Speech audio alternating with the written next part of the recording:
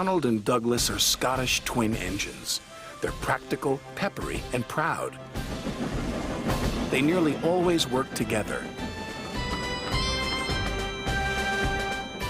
One day, Donald and Douglas were chuffing through the countryside, hauling a heavy load.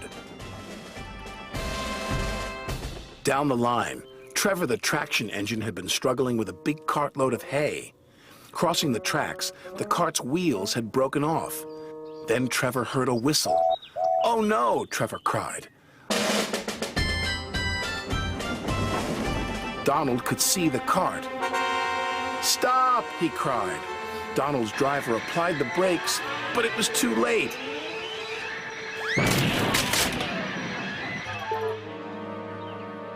Luckily, no one was hurt. "Stop being pushy," Donald snapped. "Don't call me pushy," Douglas snapped back. "You shouldn't have pushed me into the cart," huffed Donald. "You pulled me, you mean," argued Douglas. "Didn't. Did. Did not. Did too." Before long, the track was cleared, and Donald and Douglas were on their way. The twins were so cross they refused to speak to each other for the rest of the day.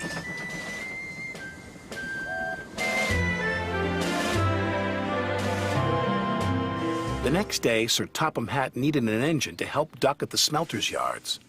"May I go, sir?" said Donald eagerly. "I only need one engine," said Sir Topham Hatt, "not two." "I am only one engine, sir," said Donald, "and I would like to work with Duck." Sir Topham Hatt was surprised, but agreed. Thomas was worried. "Won't you miss one another?" he asked.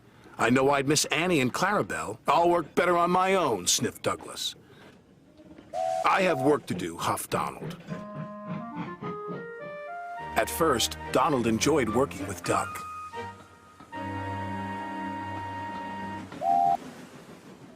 Then things started to go wrong.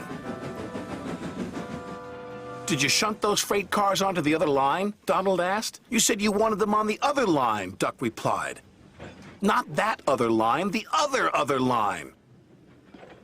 Donald was cross. Douglas would have known what I meant. He huffed. Douglas was working on his own. He chuffed dutifully through the beautiful countryside. But Douglas had no one to share it with. Although he tried not to, he was beginning to miss his twin. That night, Douglas's driver took him to visit Donald. "I was just passing," said Douglas. "Have you come to say you're sorry?" Donald sniffed. This made Douglas very cross. "I've nothing to be sorry for," he said, and steamed away in a huff. The next day, Donald was in a bad mood. Duck could see he was getting too close to the buffers. "Look out!" Duck shouted, but it was too late.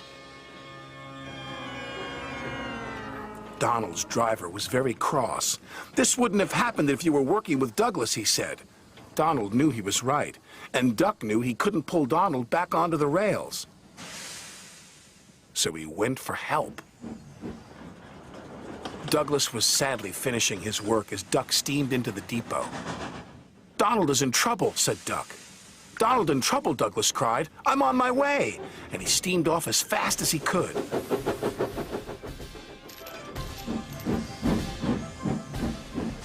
Douglas struggled and struggled. He finally pulled his twin gently back onto the tracks. He was relieved Donald wasn't hurt. "Thank you," Donald said, "and I'm sorry." "No, I'm sorry," said Douglas. "I'm sorry," insisted Donald. "Don't argue about who's sorry," chuckled Duck. "Just be glad you're back together." And they were.